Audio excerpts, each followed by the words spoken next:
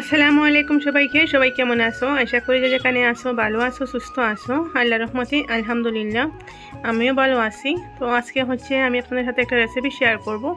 সেটা হচ্ছে নারিকেলের পুলি পিঠা, ভাজা পুলি পিঠা। তো এখানে আমি নারিকেলটা ফেটে নিয়েছি, নিয়ে পানি বের করে নিয়েছি। রেসিপিটা অনেক সহজভাবে করব। তো এখানে হচ্ছে নারকেল বেটে নিয়েছি, ভিতরেরটা অনেক সুন্দর আর কি যে ভিতরের নারকেলের অংশটা একটু বেশি বের হয়েছিল। তো এটা এখন আমি কুড়িয়ে নিচ্ছি বটির সাহায্যে। তো প্রথমে নারকেলেরটা করেছি, তারপরে হচ্ছে ডো তৈরি করব এই পিঠার জন্য। তো নারকেল কুড়িয়ে তারপরে নারকেলগুলো ভেজে নেব। তো এখানে দেখো নারকেলগুলো কুড়ানো হয়ে গেছে, অনেক সুন্দরভাবে হয়েছে। এখন হচ্ছে এখানে আমি 1 কাপের মতো চিনি দিয়েছি। তো চিনি দিয়ে হচ্ছে এটা ভেজে নেব। আপনারা চাইলে গুড় দিয়ে করতে পারেন, কিন্তু আমার কাছে চিনি দিয়ে ভালো লাগে, তাই আমি চিনি দিয়ে করলাম। তো প্রথমে চিনি দিয়ে মেখে নিয়েছি, মেখে তারপরে কড়াইতে দিয়ে দিয়েছি। আর এখানে হচ্ছে আপনারা একটু ঘি দিয়ে ভাজতে পারেন, নারকেলটা আরও বেশি মজা হবে খেতে। আমি আর ঘি ব্যবহার করিনি, আমি যে ডো বানাবো সেই ডোতে একটু ঘি দিয়ে দেব, তাই এখানে আর দিইনি। এই যে কালারটা চেঞ্জ হয়ে গেছে। তো এখন আমি গ্যাসটা বন্ধ করে নিব, এরকমই রাখবো আমি। তারপর হচ্ছে এখন ডোটা তৈরি করে নিব। তো এখানে ময়দা নিয়ে নিয়েছি 250 গ্রামের মতো। ডো তৈরি করার জন্য এখানে আমি একটু গরম পানি বসিয়েছি। তো গরম পানি দিয়ে করব। আর গরম পানির মধ্যে 2টা এলাচ আমি দিয়ে দিয়েছি, যাতে একটু এলাচের খুশবু এসে খেতে ভালো লাগবে তাই। তো এখানে হচ্ছে একটু লবণ দিয়েছি, আর মিঠাতে একটু লবণ হলে খেতেই ভালো লাগে। আর দিয়েছি হলুদের পাউডার 1 চিমটি। তো এগুলো মিক্স করে তারপরে হচ্ছে দিয়ে দেব ঘি 1 চামচ। তো এখন হচ্ছে গরমের জন্য ঘিগুলো একদম তেলের মতো হয়ে গেছে, মেল্ট হয়ে গেছে, না হলে ঠান্ডার দিনে একদম বসে থাকে ঘিগুলো। এখন দিয়ে দিচ্ছি গরম পানি। তো এভাবে আমি একটু একটু করে গরম পানি দেব, দিয়ে ডোটা তৈরি করব, একেবারে বেশি দেব না।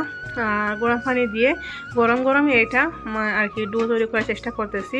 তাহলে যে নারকেলের যে পুলি পিঠা আছে না, সেটা অনেক সফট হয়, মুখে দিতেই মিলিয়ে যায়, এরকম হয় আর কি, খেতে অনেক মজা লাগে। তো এই যে ডোটা তৈরি করা হয়ে গেছে, আর উপরে আমি আরেকটু ঘি দিয়ে দিয়েছি, যাতে আমি যে পিঠাগুলো তৈরি করতে করতে উপরটা শক্ত না হয়ে যায়, কারণ পিঠাগুলো তৈরি করতে সময় লাগে একটু, তাই একটা তৈরি করব বা অন্যগুলো শক্ত হয়ে যাবে, তাই একটু আমি তেল দিয়ে দিয়েছি। তো এখন হচ্ছে আমি পিঠাগুলো তৈরি করতে বসে গিয়েছি। তো প্রথমে হচ্ছে রুটির মতো এটা বেলে নিব। রুটির মতো বেলে, আর একদম পাতলা বেলতে হবে। যদি একটু মোটা হয়ে যায় তাহলে কি হবে, পিঠাটা শক্ত হয়ে যাবে, খেতে ভালো লাগবে না। তো একদম পাতলা করে করতে হবে, পাতলা হলে খেতে সত্যি বলতেছি অনেক মজা লাগে, অসাধারণ লাগে আর কি, মুখে দিতেই মিলিয়ে যায় এরকম। তো এখানে আমি 1 টিস্পুন, তো চায়ের চামচ দিয়ে 1 চামচ নারকেল দিয়েছি, দিয়ে এই ফ্রেমটা দিয়ে বানিয়ে নিচ্ছি। আপনারা চাইলে হাত দিয়ে বানাতে পারেন, তো আমার কাছে এই ফ্রেম আছে, তাই আমি এটা দিয়ে বানিয়ে নিচ্ছি। তো এভাবে করে সবটাই বানিয়ে নেব, আপনারা যেভাবে দেখতে পাচ্ছেন সেভাবে বানাবো সবগুলো। আপনাদের কাছে ফ্রেম না থাকলে আপনারা হাত দিয়ে বানাতে পারেন। তো আরেকটা দেখে দিচ্ছি আপনাদেরকে, এই যে এই যে সাইডটা, মুখের সাইডটা একদম চেপে চেপে দিতে হবে, না হলে আবার বাচ্চার সময় ফেটে যেতে পারে, ফেটে নারকেলটা বের হয়ে যাবে, তাই সামনের দিকটা চেপে চেপে দিয়ে এগুলো করতে হবে। তো এই যে দেখুন আমি অনেকগুলো বানিয়ে নিয়েছি, আর এগুলো বানাতে একটু ধৈর্য সহকারে বানাতে হবে, একটু সময় লাগে আর কি। যে কোনো কিছু ভালো খেতে হলে তো কষ্ট করতেও হয়, তো একটু কষ্ট হয়, সময় লাগে একটু, তারপরে খেতে অনেক মজা হয়েছিল। তো এখন হচ্ছে আমি এগুলো বেজে নিচ্ছি। তো এক একবার 5টা 5টা করে বাজতেছি।